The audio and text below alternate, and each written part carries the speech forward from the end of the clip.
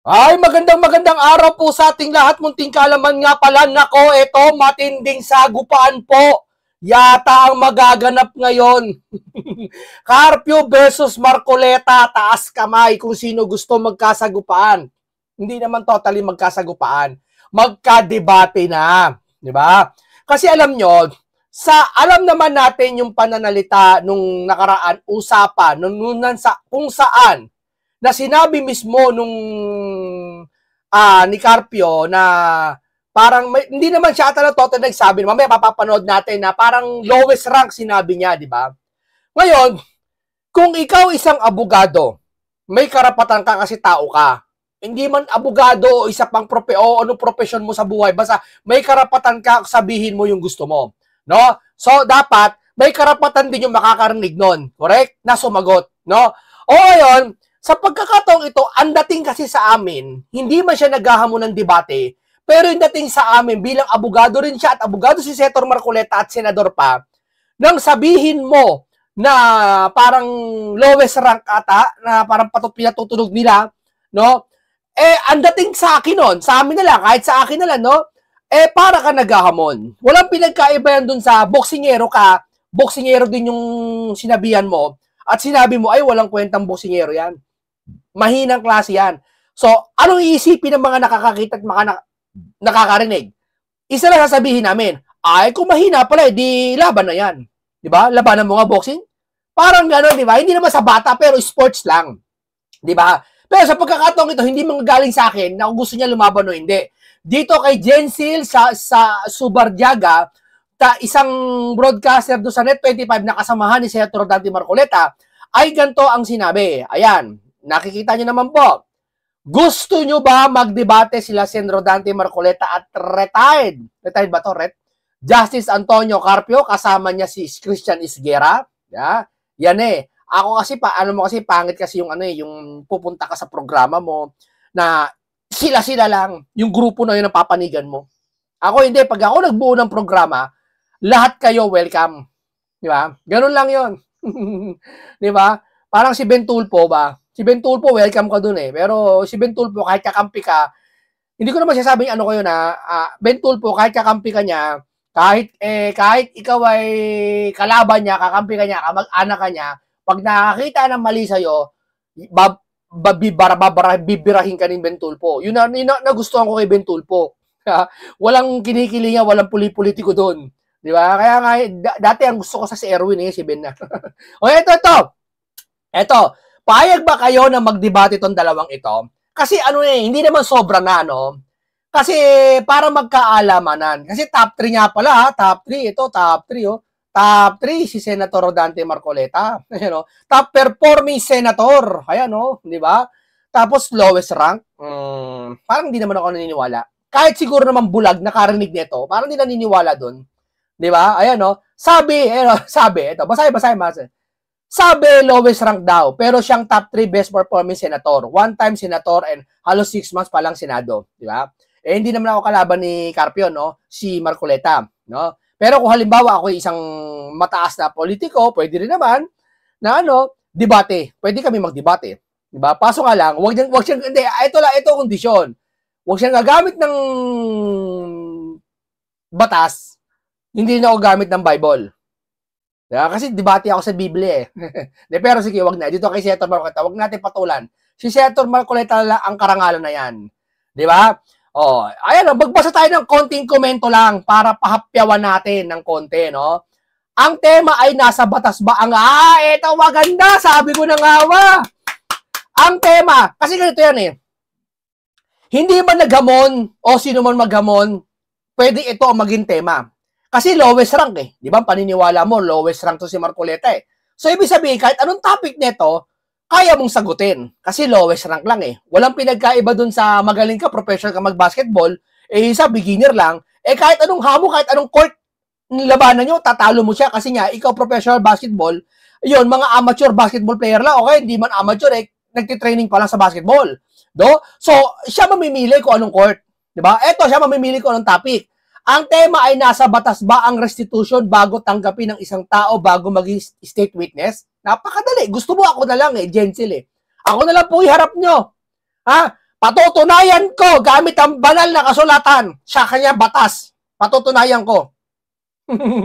Ang hirap nun. Ang hirap patunayan nun. Dapat kabisado mo ang Biblia. Di ba? Kung siya kabisado batas, ako, patutunayan ko gamit ang Biblia. Di ba? Hindi ako gagamit ng batas, partida. Partida, hindi ako gagamit. Hayaan ko matalo ako ng batas. Doon sa sinasabi ko. Pero yung Biblia, hindi ako papatalo. Di ba? Ganun lang kasimple yun. O, ito magandang tema. Patutunayan, ang tema ay nasa batas ba ang restitution? Alam naman natin kasi ang restitution na yan, mga kaibigan, wala sa batas. Binabakbakan si Senator Rodante Marcoleta ng mga tao na bakit ayaw mo ipasoli ang Diskaya ng pera? Kinurakot na nga. Siguro totoo nga yung tungkol sa insurance. Tapos yung sosi mo, hindi mo dineclare. Kaya hindi mo dineclare yung sosi mo kasi baka si Diskaya, hindi yata. Sabi nila, si Diskaya daw nagbigay ng pera kay Patakbo, nagpatakbo sa eleksyon, kay Marcoleta para daw maging protection ni Diskaya. Ang galing! Paano kaya nalaman nyo ang future? Nagpunta na naman kayo sa future. Di ba? Gamit ang time machine ni Doraemon. Di ba? Paano nyo nalaman na gagawin ni Marcoleta yung sa future ngayon? Hindi niya kilala eh. Di ba sabi nyo, hero si Marcos? Ang sabi nyo, hindi dahil kay Marcos, hindi matutuklasan. O so walang kalam-alam lahat. Mapipredict ba ni Senator Marcoleta yan? Oy, baka si Diskaya maganon. Utak naman minsan, 'di ba? Alam mo, tayo ginawa tayo ng Panginoon Diyos ng kamay para maggawa. Binigyan tayo ng paa para maglakad, 'di ba? Magsumikap. Binigyan tayo ng utak para mag-isip, 'di ba? Ano yung utak para mag-isip lang? Hindi, para magsuri ng mga bagay-bagay, 'di ba? O restitution. Oh, bakit? Kasi ang restitution na yan, pag sinoli mo yung pera na yan, parang inamin din ni Diskaya na sila ang nagnakaw. Sinong magnanakaw ang aamin na siya ang kumuha ng pera para makulong lang? Tama? Kahit isa lang mo na lang yan kung saan, hindi aamin yan. Ano ka ba naman?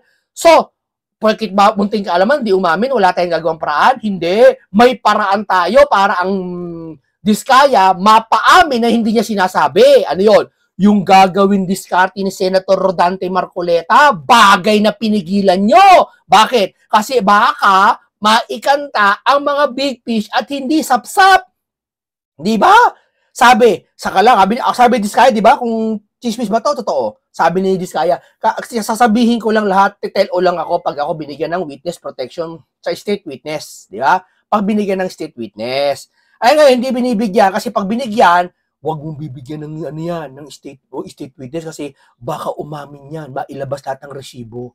Kawawa si Bossing, si Tambaloslos, kawawa, si Big Fish, kawawa. Anong gagawin natin? Gawin mo, ipasoli mo yung pera. Hindi, sir, hindi niya gagawin yun. Hindi niya talaga gagawin ng Diskaya yun, na ipasoli yung pera. Ba't mo sasabihin, sir, kung hindi pa gagawin? Hindi niya magagawang isoli yung pera at hindi niya rin magagawa umamin. Oh, galing natin, di ba? Pira. Tama.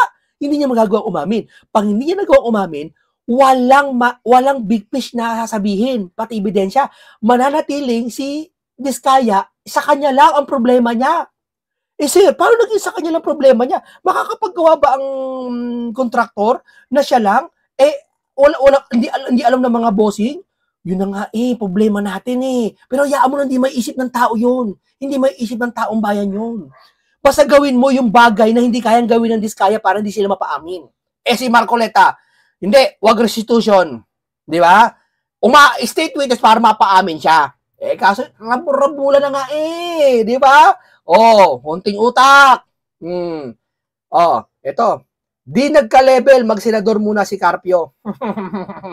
Carpio, hindi ako nagsabi niya. Ito Siguradong uurong yan, yung ari niyang si Carpio. Kung meron man sa mga mainstream media, interview lang lumalabas ang galing yan. Trillion yes. Yes, kailan? Yeah. Ayos, maganda to para sabihan niya lowest rank daw. Sige, try natin daw para mapatunayan niya kung lowest rank pa talaga. Bawal iyak dito. Ha. Matindi to. Senator Marcoleta, gusto mo ako ng tagabasa mo? Ha? Sige, para ako tagabasa mo. Kung gusto nyo habang nakipagdebate kayo, ako doon ako sa gilid, ha? Doon ako sa gilid. Lahat ng matira, doon ng audience, lahat ng magagaling, ako kalaban, ako mag-isa. Partida, hindi ako magdala ng anumang referensya. Di ba? Maganda yun. Si Senator Marcoleta sa si Carpio, yung matira lahat ng audience, ha? Kahit 1,000 yun, ako lang mag-isa. Di ba? Ako magbibigay ng topic, syempre. Lugi na ako, dami kayo, ako lang mag-isa eh. Ako magbibigay ng topic. Di ba? About sa Bible. So yung magsama kayo ng mga biblical ano doon. Di ba? Debater. Push na yan, Jen. Maganda po yan. Ang tanong, kakasa kaya si Carpio? Sa palagay ko, hindi. Mapapaya siya. Tiyak, kakainin niya. Sinabi niya. Pero tama, hamulin ng debate. Dapat live kahit saan ni Carpio. Gusto sana grandstand, maganda. Paingayin natin sa SOCMED para matolero si Carpio. Sen Marcoleta versus retired. Carpio. Debate. Pwede po, Kajen. Sama na din natin si Llamas. Sama na rin. Siyempre, sama na rin yun. Diba? Sama na rin yun. Go! Yan, excited kami. Pati yung naggigitarang abogado, yung nagbe-bass. Ano nga ba ang sabi ni Marcoleta? Bawa daw ang sose. Ganun. Sama ka na rin. Gusto kong makaharap kita. Sama ka na rin. Patutunayan ko, bugok ka. Patutunayan ko sa'yo, bugok ka. Gamit ang Biblia, gusto mo. Bugok ka. Gitara siya,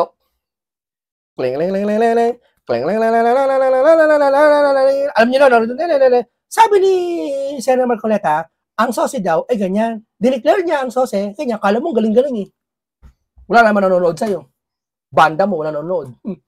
Gustong-gusto ni Kajen, ayan ipanawagan po yan Sir Jensen sa Net25 para maging opisyal. Magkaalaman kung sino ang magaling. Sure ako, kakabana itong si Carpio. Mataas ang tingin ni ex-Justice Carpio sa sarili niya. Kaya mas bagay kay debate niya ay si Auntie Claire. Ang pagdebatehan nila ay dapat ba kasuhan ang plunder si Taxman Ralph Recto. Pag sa kanila may palpak, walang kaso kagad. Pag sa mga kalaban may palpak, ang bilis ng kasuhan. Diba? Mapapanood yung mamaya. Diba? Sige, call. Basta tungkol sa Bible ang pag-uusapan. Yan ang gusto ko. Isama nyo ako dyan. Patutunayan ko sa inyo yung mga bagay na hindi nyo pa kayang patunayan sa buhay nyo. Sabi ko sa inyo, nangangati na ako sabit na ako. Biblia, wala ko laban sa batas. Pero kung gusto nyo naman, batas versus Bible, gusto nyo i-justify natin, pwede naman. Gusto nyo, 10,000 kayo, ako mag-isa. Gusto nyo yan. Baka mapaya si Carpio, sabi Di yan, ayan Ito binabasa ko, di galing sa akin yan Di yan malaman ng mahinang nilalang, Boss Jen. Bahagang buntot niya ni Carpio. Sinasabi niyang lowest rank class si Senator Dante Marcoleta, baka sa kanya tumama. Yes, magandang panoorin ito kung sakaling. Hindi, ito na. Iwasan natin yan. Panoorin natin itong si Carpio kung bakit nga ba. At dito nagsimula yan Dito po nagsimula yan mga kababayan ko, ha? Ayun si Llamas, Sorry, Sir Tas, there are two justices here. Is Marcoleta considered a legal luminary? In the calibers of lawyers, where does he fall? Alam ko yung legal luminary, mga tungkol sa batas, kung dalubhasa yan, yun. Lowest rank. Lowest rank, sir. Granted. Ginagalang ko bilang kayo ay isang retired justice, Carpio, ginagalang kita. Pero yung pinos ni Jensil, hindi naman paghahamon yon. Pero baka maisipan mo kung kakasa kayo sa debating mga Ginoo, pwede rin naman. Pero walang paghahamon doon. Kung gusto lang naman ng tao, survey kasi yung kay Jenny Zil na post niya survey lang yon. Kumbaga, saan na ba? Kumbaga, survey lang to. Wala siyang sinabi, debate na kayo ni Marcoleta. Dito, gusto nyo ba? Titignan yung reaksyon ng tao kung gusto nyo ba. Diba? Ayan kung gusto nyo ba na si Sed ng Dante Marcoleta at si Antonio Carpio kasama si Christian Sierra, debate. Diba? Magdebate. Walang paghahamon dito. Nasa sa inyo yan kung sasagutin nyo to o hindi. Pero kung kayo magkahamon, problema nila Senator Marcoleta kung papalag sila sa'yo. Ganoon lang yun, sir. May paggalang ako sa inyo. Ngayon, kasi sa pananalitaan nyo, kasi lowest rank, sir, in TV, nakarating niya sa amin yung programa nyo napapaload niya namin yun, di ba? Sir, hindi ka man naghamon ng rekta, pero masahol pa sa paghahamon yung sinabi nyo pagiging lowest rank. Tandaan nyo, sir. Okay sana kung ikaw ay isang netizen at siya senador. Hindi, kapwa kayo abogado, sir, di ba? Para nakaka-insulto sa tao yun na sabihan nyo ng lowest rank, no? Tuloy natin. Tama niya si Juan. Marcoleta considered a legal luminary? In the calibers of lawyers, where does he fall? It belongs to the lowest rank. Ay, kasama niya si Juan. Kasama niya si Atty. Tupasio. Rank po na Tupasio yan. Hard guns. Jimmy Bondok. Jimmy Bondok. Sa legal luminary. Hindi ka siya kilala. Like, who? Like, Justice Lascuna, like, you familiar with Marcoleta's litigation, history? Is he a good lawyer? Is he a legal mind? Fine legal mind, Marcoleta? He acts like one. I think Marcoleta still hasn't reached his summit yet. That's a very different. Gusto ko yung mga ganun na. Yun ang tawag doon, understatement. Oo, yung parang may room for improvement. Ganun. Hindi, ito na lang. Hindi, ayoko. Kasi gusto ko karangalan kay Senator Marcoleta. Kung ako lang pupwesto ako dyan. Para pahiyaan na, tapos na lahat. Pupwesto ako. Wala akong dalang Biblia. Magtatanong sila sa akin ng isang verse. Papaliwanag ko. Yun na lang. Sasagutin ko anong version. Sige, walang cellphone gamit. Kahit ilan, bahala sila. Sasagutin ko, papaliwanag ko. Yun na lang. Yun na lang. Ha? Professor, bakit panoorin natin itong professor na to nagsabi na kaso kay Marcoleta. Wala bang ginagalang kita, sir. Wala problema kung kakaso niya si Marcoleta. Pero sana naman lang maging lahat tayo ma-check din ng lahat. No? Saka nakapagtataka, no? Hindi ikaw, ang bilis na si Senator Marcoleta sakyan ng taong bayan, no? Yung kakasuhan, sige, kasuhan yan. Ikaw ang pinakamasama. May nag-post ng page, May nag-post ng page. Ito matindi. Nag-post. Sino daw pinakamasamang ginawa? Si Senator Rodante Marcoleta o si Saldico? Alam mo, sagot nila, si Senator Rodante Marcoleta ang pinakamasamang ginawa. Yung sose ni Sinole. Ibig sabihin, okay lang pala magnakaw sa kaban ng bayan ng bilyon. Huwag mo lang gagawin yung ginawa ni Marcoletang pandaraya, sose. Napakatindi mo! Napakatindi nyo. Di ba? Para mong pinapili yung kabutihan kasamaan, pinili nyo si Lucifer. Sa bagay, hindi sila pinakikinggan ng Diyos Kaya pipiliin nila yung pakikinggan sila. Yun yung Lucifer. At na paglabag ang hindi tapat na pagdedeklara ng Statement of Contributions and Expenditures o SOSE, lalo na dito sa kaso ni Senator Marcoleta? Ang mabilis na sagot diyan ay may karampatang parusa ito ng permanent disqualification from office bukod pa sa posibilidad ng Gusto nila, alam mo talaga, no, pag yung tao na trabaho, top 3 lahat, ginagawa gampanan ng trabaho, gusto nila alisin. Pag yung nagnakaw na pangalanan, ayaw ipatawag. Bakit mo anya tatanggalin niya? Wala nga ebidensya yung mga pinangalanan. Mga congressman. Paano magkaka-ebidensya? Ni hearing niya, hindi magawa. Ni patawag na, hindi magawa. Iimbestigahan pa kaya? Titindi naman yan. Kulong mula 1 taon hanggang 6 na taon. Kaya napakaseryoso nito. Siyempre, bukod sa... Pero sir, tanong ko sa'yo alam ko hindi mo obligasyon to. Tatanong ko lang sa'yo, baka sagutin mo. Sir, mas patindi ba yung ginawa ni Saldi o kay Marcoleta? Assignment ko yan. Final namin sa COMELEC, nagsampa rin kami ng reklamo sa ombudsman. Ito naman ay hinggil sa perjury o pagsisinungaling. Corruption? No. Politika ka? Corruption? No. Marcoleta, sose? Yes! Imbestigahan!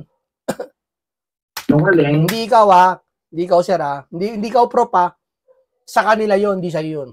Sapagkat inaasahan natin lahat ng mga government employees and government officials na maging makatotohanan sa kondukta ng trabaho nila at kasama na rito yung proper filling out of forms tulad ng SOSE. Napaka-basic nito na dapat na makatotohanan sana yung ginagawa. Okay. Yung ba pangungura ko ni Saldi, makatotohanan ba yun? Professor, klaruhin lamang po natin. Dalawang kaso po itong final ninyo. Kagaya na nabanggit nyo. Una, election violation na nasa COMELEC. At yung isa ay perjury sa ombudsman. May mga nagtatanong po, hindi po ba ito tipo ng forum shopping? Para doon tatanggalin si Senator Marcoleta. Pero yung mga pinangalanan na congressman, tapos may iba napatunayan na talagang tinuturo na sila, hindi nyo ba tatanggalin yon? Tumatakbo rin politiko yun Masahol pa sa pandaraya yung ginawa nila. Hindi sila nandaya sa eleksyon pero dinaya nila taong bayan. Di ba? Magandang punto yan. Yun din yung tanong ko dati sa mga abogado sapagkat bilang kontradaya, dapat nakafocus lang kami sa COMELEC. Pero ang naging paliwanag naman sa amin, hindi sa bagay COMELEC siya, maintindihan mo siya. Hindi niya linya yon. Ang problema, hindi ito forum shopping sapagkat ang posibilidad ng forum shopping ay mangyayari lang kung parehong cases yung magiging filing sa 2 o 3 fora o korte o anumang ahensya ng gobyerno.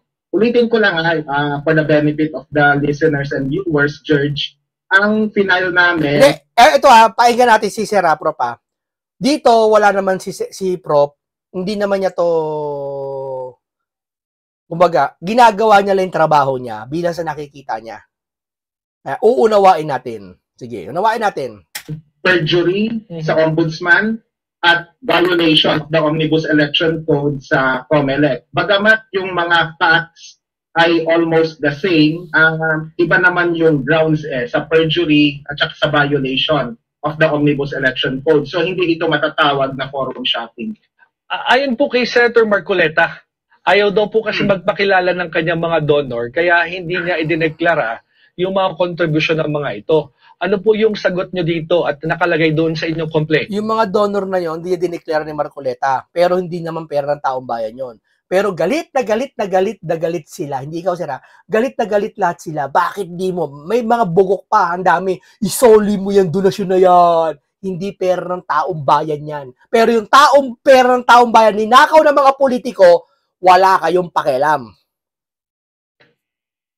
Siyempre, labag ito sa batas sapagkat in not so many words, yung grounds ng reklamo namin ay yung provision sa Omnibus Election Code na dapat makatotohanan ang sinusulat mo at saka nakasulat din sa Part 5 ng SOSE na pumipirma yung mga kandidato, 44,000 yung tumakbo nung nakaraang halalan. True and correct yung detalye ng final mo. So yung terminong true and correct, dapat panghawakan po yan. So ang mangyayari dito, George, halimbawa, kung hahayaan natin yung ginawa ni Marcoleta, ibig sabihin sa 2028 elections, pwede pala na maglagay ng 0 campaign contributions yung lahat ng mga kandidato, tapos sasabihin lang nila na ayaw magpakilala ng mga donor ko. So, safe na sila sa pagiging not so transparent. Kaya nga may SOSE para maging transparent tayo kung sino yung mga donor ng lahat ng mga kandidato. As election watchdog po, at para sa benepisyo na rin ng ating mga manonood, ano po ba yung malinaw na hinihingi ng batas sa SOSE? At paano ito nilabag nung pagdedeklara ng 0 contributions, allegedly, nitong si Senator Marcoleta? Ang nakasulat po sa batas, dapat makatotohanan ang... Sir, ipakita mo yung batas na sinasabi mo, okay lang ba? Dapat pagkatapos niya pinost mo man dyan para ma-screenshot namin. Kasi sabi ni Senator Marcoleta, hindi naman doon nakasulat sa batas eh. Dapat sir, dapat sa'yo, dapat dyan ka. Pinatunayan mo na dapat bago ka magseta, sir. Professor ka, di ba, sir? Lahat ng tinuturo mo, di ba, dapat may evidence, may papakita ka, ito. Dapat siya may papakita ka dyan, sir. Ano yung batas niyon? Huwag mo sasabihin sa amin, ito article, paghahanapin mo pa kami. Hindi. Gusto namin, diyan ka na, screenshot mo na lang. Di ba? Mga detalye na ilalagay. So, mismong si Marcoleta ang nagsabi sa isang media interview. Kung gusto mo, sir, ganito na lang. Hindi ikaw ikaw nagpaliwanag lang kasi. Kung gusto mo naman, yung boss mo, kung sino man dyan, debate na lang doon kasama ni Carpio. Hindi, joke lang. Pero kung gusto nyo na naman, Sama nyo na sa debate yan. Sabay, may kaso nyo si Marcoleta kung gusto nyo. Review nung early November na ang mga donor niya ayaw magpakilala. In other words, may mga nag-donate sa kanya. Tapos yung termino na ginamit niya, napilitan siyang maglagay ng 0. So, ibig sabihin, inconsistent yung nakasulat sa SOSE dun sa kanyang... Sir, sir, ano lang yan, sir, hindi naman ganyan katindi yung kaso sa Pilipinas, no? Baka nagkamali lang si Senator Marcoleta, sir, di ba? I-justify nyo na lang kahit kaunti man lang, di ba? Mga pampublikong pahayag. Wala namang ginawang masama si Senator Marcoleta sa Pilipinas, sir, eh. Kahit sa inyo, sir, eh, wala naman, eh. I-justify nyo lang kahit konti. O kung gusto nyo parusahan nyo na papaliwanagin nyo yung tao, gawin nyo yung naayon pa rin. Pero wag na ba yung sobrang matindi? Kumbaga kasi para magsalita tayo, sir, para antitindi na, eh. Para bang ang kaso ni Marcoleta, kinuha yung trilyon-trilyon na pera, eh. Diba? Hindi ikaw, pero iba sa inyo na makakapagsalita, lalo yung mga pinklawan, makapagsalita, soli mo na, sose na yan. Mantala kay Saldi, malumanay, eh. Saldi, ganyan. Di ba? Yung mga pinklawan, walang binabanggit, kahit si Saldi, panagutin ng mga korupsyon, pero walang binabanggit. Pero tukoy na ni Marcos kung sino. Tsaka take note, George, ginawa niya ang pahayag na ito hindi noong Hunyo na nag-submit ng SOSE si Marcoleta. Alam namin, sir. Pinaliwanag ni Marcoleta yan, sir. Alam namin, sir. Alam namin. At saka yung iba pang mga kandidato kasi yung deadline June 11, nagpahayag lang siya nito nang lumabas sa eksklusibong report ng Billionaire News Channel yung katotohanan hinggil sa SOSE niya. So napaka-reactive ng kanyang naging sagot. At siya mismo ang umamin sa inconsistency. Tingnan mo may taong umamin Buti niya inamin niya eh. Di ba? Kesa ibang sisinungaling pa, ito umamin na. Pero siya pa yung, alam mo yun, kahit si Kristo di ba, umamin na pero pinako talaga nila. Ganyan sila. Parang sisinungaling ang tao, pabor na pabor sila. Hindi ikaw Kaya yung pleading particular sa COMELEC ay para sabihin sa COMELEC na aksyonan yung ganitong klaseng sitwasyon sapagkat mangyayari ang halalan sa 2028. Okay siya, sabi niya kasi talagang magaling tong professor na to. Okay yung totoo yung mga sinasabi niya, legit yan. Pero bago maging legit yan, ipakita mo yung papeles na nagsasabi, bawal. Pero yung mga sinasabi mo, totoo yan. Pero doon sa isa lang ako na-question, kung asan yung bawal yung sinasabi na yan. Presidential elections pa man din ito, napakahalaga po nito. Tapos, baka huwag mo, sir, iisipin, sasabihin na paano kung magamit ito sa 2028 may gumaya. Huwag, sir, huwag ka muna pumuntang future. Ang hilig kasi ng mga ng kumakalabang kay Marcoleta na pupuntang future eh. Paano kung ganyan 2028? Wala pa yun, sir. Mali natin, sir. Buhay pa ba tayo noong 2028, sir? Mali mo, gumulo ng mundo. Di ba? Mali mo, iisang kanya nagdadrive lang eh. Tapos biglang inatake. Di ba? Hindi natin alam, sir, ang bukas, sir. Di ba? Yung ginawa ni Marcoleta. Andiyan naman kayo, di ba? Sabi niyo, bantay daya kayo? Bantay daya ba? Antay daya. Di ba? Mababantay niyo naman sa 2028 kung gagayahin yung kagaya kay Marcoleta eh. Kung totoo yan At gayahin ng iba pang mga kandidato. Hindi gagayahin, sir. Huwag mo yung reason yun, sir. Pero tama yung sinasabi niya. Wala akong nakikita doon. Doon lang ako sa sinasabi niya na asan yung batas, sir? Ipakita niyo. I-screenshot namin. Tulungan pa kita para si Senator Marcoleta makapagpaliwanag kahit paano. At Professor, gaano po kabigat na ebidensya ang mismong pag-amin ni Senator Marcoleta publicly, Kasi ito po yung inilakip ninyong ebidensya, na sinadya niyang itago yung kanyang mga donor because ayaw nga daw po magpakilala. Mabigat ito sapagkat ito ay tahasang pag-amin on national television even. Masama ng pag-amin. Yari ka, kukulong ka. Yung hindi umaamin, hindi kukulong. Tatandaan niyo yan. Huwag kayong aamin. Na siya ay talagang merong inconsistency sa kanyang detalye. At violation ito, kahit hindi ka abogado, nakasulat dun sa part 5 ng SOSE form sa page 2 na true and correct yung entries na nilagay mo. So doon pa lang, may problema. Hindi, ganito na lang, sir. Sir, okay siya sabi niya. Bilang isang religyoso kasi si Marcoleta religyoso kasi. Maaring talo na siya. Talo na ako. Kung sakali pinatatanggol si Marcoleta, talo na siya. Sige, tanggapin na lang. Pero yung iba naman, sir, asikasuhin natin. Siguro kung kaibigan mo yung ibang mataas dyan, sabihan mo rin, yun naman iba, kasi kasuhin din naman yung mga mali ng ibang politiko. Baka may daya rin naganap. Pero sir, ito lang sabihin namin sa'yo, sir, bilang religyoso din ako, si Marcoleta, religyoso din, ipapanalangin ka na namin. Talaga, at talagang kailangan niyang magpaliwanag. Siguro yung hamon kay Marcoleta, baka pwedeng sagutin na niya. Friday kami nag-file, Sabado na ngayon, bigyan natin ng benefit of the doubt na nag-e-enjoy siya sa weekend. Sana by Monday may pahayag na siya sa estasyong ito at saka sa iba pang mga media organization kung ano yung masasabi niya hinggil sa reklamo, hindi lang sa COMELEC, kundi pati na rin sa Ombudsman. Antabayanan natin yan. But Professor, ano po yung gusto ninyong mensaheng makarating sa mga kandidato, sa mga politiko, tungkol sa obligasyon nilang maging tapat sa kanilang sose? At siguro, kung papayagan yung ganitong pagdedeklara, ano po yung implications nito sa ating halalan? Yung unang punto natin dito, yung huling sinabi mo, ano ang implikasyon? Simple lang, baliwala ang sose para saan pag mag-fill out yung mga kandidato kung pwede naman palang zero yung campaign contributions na ilagay mo kasi ayaw ba... Hindi, totoo lang wag yung itong problema totoo siya sabi niya. Hindi natin kinokontra siya sabi niya kung nasa batas naman. Ang sa atin lang, nagsiselos lang kami, sir. Tatampo lang kami. Ba't parang ang bigat-bigat ng kasalanan ni Marcoleta kumpara sa iba? Hindi ikaw sa mga opisyal ng gobyerno. Bakit kaya, sir? Baka ikaw makasagot ka. Diba? Tatampo lang kami. Nagdadamdam kami. Bakit ganun? Superlative lagi yung pananalita nila. Kilala ng mga nag-donate sa'yo. Ano mo, bilang kandidato, kung kakandidato ka talaga at seryoso, ito po yung mensahe natin.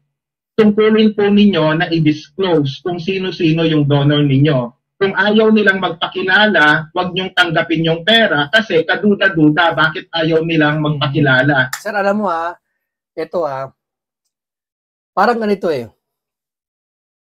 Di ba may tumatakbong eleksyon, politiko? May mga mayayaman na nagdo-donate na hindi na dinideclare. Totoo yan. Halimbawa ako, mayaman akong tao, mayaman ako. May politiko sa barangay namin o sa mayor namin. Gusto ko syempre makalugod sa mayor. Alam mo yun? Yung pag nanalo siya, kahit papaano, ayoko ng posisyon, pero kahit papaano, dikit tayo. Yung may makikita ko sa mga barkada ko pa nagiinuman, okay, nagkasayahan, uy, si mayor, dikit ko. Kahit di ko sinabi na may nagbigay ako ng pera. Yung parang, dikit ko lagi, inimbitan ako sa party. Alam mo yung masarap sa pakiramdam na isa ka sa dahilan at may utang na loob sa'yo yung mayor ng konti, pera man o halaga man yan, na nakapag-ambag ka. Halimbawa, ang ambag mo, gumasos ka sa mga tao, ito si mayor, iboto nyo. Di ba normal yon? Pwede rin naman, mayor, tanggapin mo na to. Magkano yan? Mayaman ko, bilyonaryo ko di ko siyante. Magkano yan? Mayor, tanggapin mo na to, 12 million. Uy, ang laki niyan. Di, sa'yo to. Gastusin mo sa pamilya mo. Ikaw na bahala. Pero mayor, pag nanalo ka mayor, huwag mo kalimutan Practical lang yun. Huwag sang kalimutan. Hindi ka naman gagawa ng masama Yung may business ka man lang, kahit pa paano, pag pumunta ka, uy, business niyan, si Mr. Ganyan, kilala ng mayor yan. Alam mo yung cycle ng mundo, friendship, pero mayaman ka, ginamit mo yung pera mo para makinabang lahat. Alam mo yun, may masama ba doon mga kaibigan? Tanong ko sa inyo. Yung ba, dideclare pa ba yung 12 million na yun? Yun ang pang-unawa ko lang, sir, correct me if wrong, ako'y mali. Correct mo ako, Pero kamag-ala, sir, hindi kita sinisira. Ano mo yan professional ka, alam mo yan Pero kinukwento ko lang sa inyo. Masama ba yun, sir? Yung 1 million, ay, mayor, tagaan mo na to, 2 million. Para saan to? Nakikita ko kasi laki ng gastos mo sa mga tarpaulin. Pero huwag mo nang gastusin sa tarpaulin to, pero ikaw bahala. Gusto mo sa pamilya mo gastusin, punta ka sa ganyan lugar, mayor. Pero mayor, huwag mo kakalimutan, mayor Saan kita hindi kakalimutan? Paano pa nakagawa ka ng masama? Di kulong niyo ako. Di ba? Pero hindi ako gagawa ng masama. I mean, na huwag niyo ako kakalimutan, yung tipong ba yung business ko, pwede niyong pumunta kayo minsan, pwede nyo, bahala libre nyo na ako, alam mo yung for kaibigan lang. Ito 2 million, mayaman bali wala 2 million Milyonaryo ka, bilyonaryo, barya sa'yo ang 2 million, tanda mo pag milyonaryo ka. Okay, negosyo mo lakas ng kita, barya sa'yo ang 12 million. Real talk yan. Mayor sa'yo na yan. Alam mo yun? Yun ba masama yun? Dideclare pa ba yun? Nagbigay sa akin si businessman ng ganito. Mayor, huwag mo na ibigay, huwag mo na sabihin, huwag mo na i-declare na nagbigay akong 12 million. O sige, huwag ko na, no. Akin na to, ha. Pera, sa'yo na yan. Paano to? Iba dito gagastusin ko sa pamilya ko. Yung iba, hindi ko maiiwasan gastusin sa campaign ko. Ikaw na bahala, sir. Ikaw na bahala, Mayor. Ha? Pag nanalo ka, picture naman tayo, tapos sama mo naman ako. Punta ka sa business ko, tapos ilalagay ko yung ano mo doon. Picture mo, nagsama tayo. Di ba? Ay mo yun, ano yung ganung kantuhan? Is it by reason of... Pero yung kay Saldi ko! Di ba? Privacy? Or is it by reason na may conflict of interest? Sila ba ay government contractor? Sila ba ay may dealing sa government? Kaya ayaw nilang ma-implicate sa campaign donations dahil bawal ito sa Omnibus Election Code. Mm-hmm. In fact, yung salitang contractor nasa Omnibus Election Code na isa sa tama yung siya sabi niya. Ipinagbabawal na magdo-donate. So, si Marcoleta dapat malinaw kung sino-sino yung nag-donate sa kanya. At ito yung challenge sa kanya. Once and for all, i-disclose niya. Paano, sir, pag dinisclose niyo kung sino donate sa kanya? Halimbawa lang, sir. Paano pala, ang dinisclose niya, sinabi niya yung nag-donate sa kanya, kayang bilhin ng buong Luzon. Kayang bilhin buong lungsod niyo. Paano pala kung ganun? Halimbawa, okay lang sa inyo, sir? Nayabang lang konti, sir. Okay lang sa inyo? Yung, pag sinabi niya ba, absolved na siya kung sino donate? Pakita na kay sir. Kontento na ba lahat pag sinabi ni Marcoleta? Senator Marcoleta, sabihin niyo nga kung sino. Tapos dapat yung handa yung tao. Di ba? Malay mo, bilyonary pala. Sobrang bilyonary pala. Di ba? Malay nyo. 112 plus million yung kanyang expenses. Magkano roon yung donations? Magkano naman yung out of pocket? Kaya gusto, yung iba kasi kaya gusto ipakita mo siya donate. Kasi gusto nila ang paranoia na hindi ikaw paranoia na iba Paranoia na ako. Ang nag-donate kay Marcoleta, si Diskaya. Yun ang naiisip nila ngayon. Paranoia yan. Ipa-check up nyo na yan. Kasi hindi pa natin masyadong napag-usapan yung SALN na flash ngayon sa screen ninyo. Nasa 51 million plus lang yung kanyang SALN Kaya hindi natin alam. Wala tayong detalye kung magkano yung kanyang ginastos kung meron mang out of pocket mula rito. Kasi nga, apparently, may problema sa transparency. Nanawagan siya sa rally sa ANC na dapat transparent and accountable yung gobyerno. Dapat patunayan niya. Sir! Opinion mo na yan, wag na yan, sir. Okay, kanina siya sabi mo, nasa batas. Pero yung ganyan, sir, personal na yan, wag yan, sir. Ano na yan, side comment na yan, sir, iba na yan. Atake na yan, sir, wag yan, ganyan, wag yan, sir, wag yan, sir. Na kung nanawagan transparency si Marcoleta, dapat transparency din siya. Sir, saan mo nabasa ang batas, Biblia man, na kapag ikaw ay walang transparency, ay wala kang karapatan manawagan ng transparency? Ibig pala lahat tayo sa Pilipinas, makasalanan tayo. Sir, aminin natin, sir. Lahat ba tayong tao sa Pilipinas o buong mundo may kasalanan o wala? Pag sinabi mo wala kang kasalanan, sir, di ako maniniwala. Lahat tayo nagkasala. Lahat tayo may mga kanya-kanyang pagkakasala. Tama? Walang mananalangin na, Ama, wala akong kasalanan ngayon. Hindi ako hihingi ng kapatawaran sa'yo. Walang ganon. Sa tuwing nananalangin tayo, Ama, patawarin mo ako sa mga nagawa kasalanan. Kasi lahat tayo nagkakasala minuminuto. Oras-oras. Tama? Lahat tayo. Hindi tayo mapagpaimbabaw. Ibig sabihin, sir, ang lahat ng bagay na ito, sir, kay Senator Marcoleta, sir, nakuha niyo yung punto ko, mga kaibigan. Gusto kasing palitawin dito na yung sinasabi nila na dali. Nalilito ako. May tumatawag kasi sa akin. May problema sa transparency. Ayun. Dali. Alam mo kasi, ito kasi, on the spot to Pag may tumatawag sa akin, may sumisenya sa labas, na alam niyan, yung tubig siguro yung tubig, in order ko. Ito. Hindi pwede porket sinabi ng isang tao na tayo may kasalanan, di ba? Transparency. Pag ba isang tao na transparency ka, wala kang transparency, wala kang karapatan magsabi. Yung bang, alam mo, magnanakaw ako, sir. May karapatan ba ako magturo na magnanakaw pa? O sasabihin natin, wala kang karapatan magturo na magnanakaw kasi magnanakaw ka. Ganun ba? Wala kang karapatan na magtawag ng transparency kasi ikaw hindi ka transparency. Ganun ba, sir? Ganun ba laban ngayon, sir? So, lahat tayo tatahimik na lang. Kasi lahat tayo may kasalanan eh. Nanawagan siya ng transparency sa Luneta kasama ang INC. Tapos ikaw pala walang transparency. Sir, magkaiba yun. Sir, magkaiba yun. Ibig mo palang sabihin, si Marcoleta pala, ayaw ilagay yung sosi, walang transparency. Nananawagan ng transparency sa bansa. Huwag natin pakinggan si Marcoleta. Sir, yung panawagan ni Marcoleta, tama yun.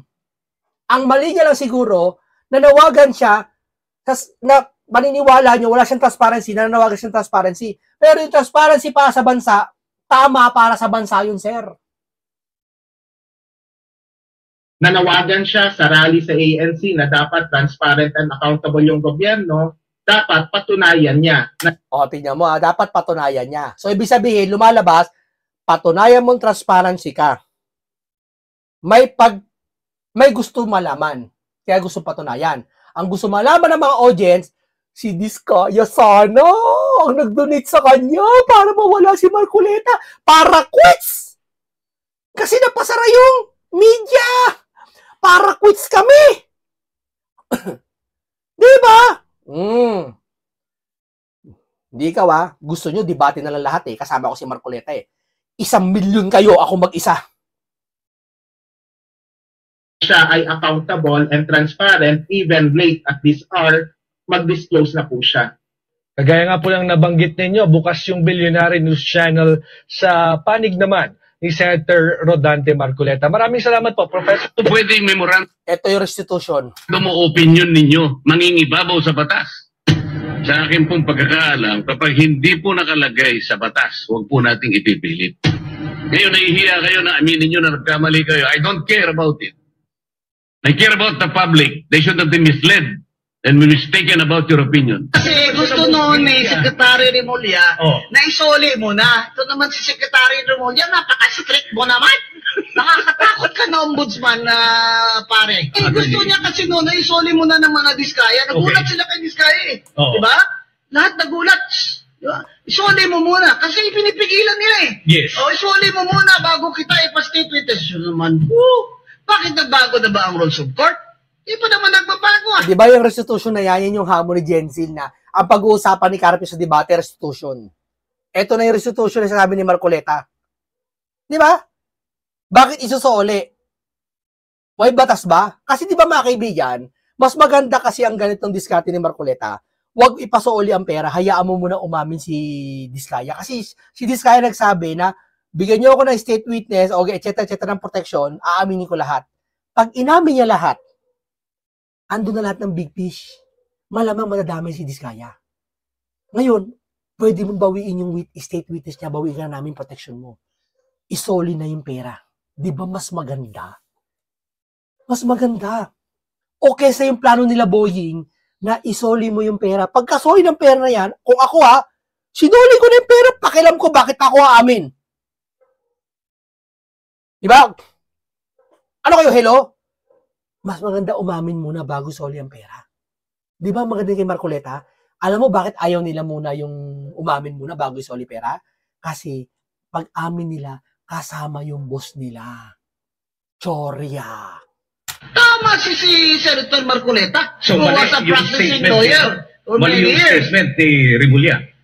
Mali siya dahil hindi yun ang batas. Dapat alam niya yun kung nag-practice naman siya ng matagal. Kasi nag-politika ka Kung aaminin nyo ngayon sa pagdinig na ito, na tama ako at kayo ay mali, maihinto na po ang pag-uusap dito. Kung hindi, aabot po tayo hanggang madaling araw. Pinaalala po nyo sa... Yari ka. Yung mga makadibate nito. Hindi, ito Carpio. Wala akong masamang hangarin. Ang sakilang pinuna ko lang masakit sa amin. yung sinabi mo na lowest rank kay Marcoleta. Hindi namin kaano-ano si Marcoleta, pero pinagpaguran din namin kahit papaano na pagmalasakitan si Senator Rodante Marcoleta para sa bayan. Ikaw naman, Professor, na kanina, ikaw naman, sir, hindi namin siya sabing mali ka, hindi ko siya sabing mali ka o ano ka. Tama yung sinasabi mo. Ang kontra ko lang, gusto ko ipakita mo yung pinakabatas na para kay Marcoleta, mabasa niya rin. At gusto ko, yung sinasabi mong transparency, sinasaway lang kita doon. Hindi kinakalo ko lahat, sinasaway kita doon na hindi porket na nawagan si Marcoleta ng transparency sa INC, doon sa pangkalahatan, para lumilitaw, dapat maging transparency din sa sarili niya. Sir, choice niya yon. Pwede niyo siyang kasuhan, pwede ano.